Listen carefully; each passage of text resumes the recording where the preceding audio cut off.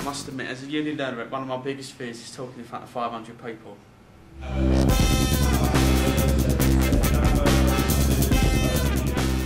That's why I said at the start, this is my first conference and my first speech. So people, if you give them the hint, they sort of relax a bit more and you don't feel so nervous. Conference.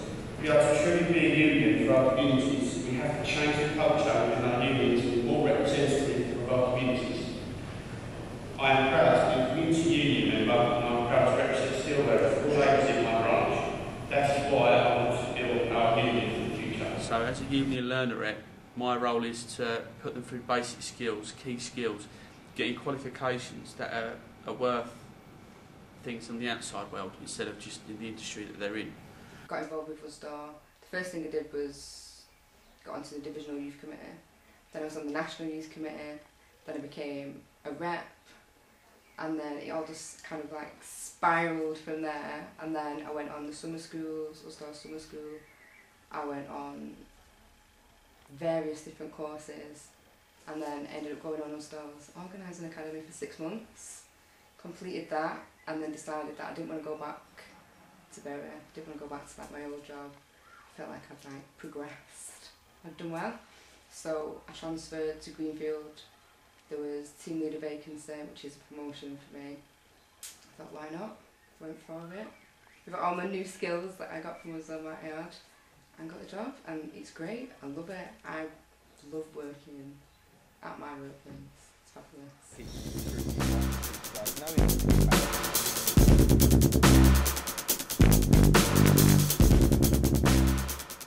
We've got apprentices working in the Opera House. They work within all departments, so they're going to get a grounding in electric, stage, flying and sound. This year we've gone back and increased their enhanced deal, so we've directly shown to them our commitment to improve their rates of pay. Through that direct improvement, they've joined. The two apprentices on within the technical department on stage have joined. So it's a great thing, and really pleased that they've joined, because hopefully they'll stay with us, and we'll invest the effort with them, and hopefully they'll stay on in the crew somewhere in one of the departments and progress. So it's a great thing to demonstrate early that we're there for them, and we're there to help them. Young people especially may not necessarily have the confidence to stand up to a manager. If they necessarily think something's wrong, they don't always speak their mind. What they'll normally do is they'll come to a union rep and try and understand how policy works. Can they do this? What sort of notice periods do we have to be given? They'll come to us if they've got any concerns about something and they think that further on the line that might actually have an impact on the business.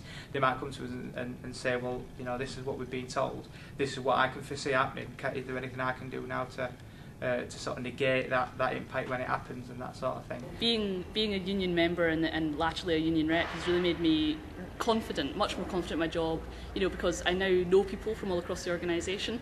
I now know who to go talk to, and I feel utterly confident about talking with really senior management about about the cuts that we're facing, about possible redundancies, about even just about on day-to-day policies and stuff as well, and that's really helped my job and beyond the union as well.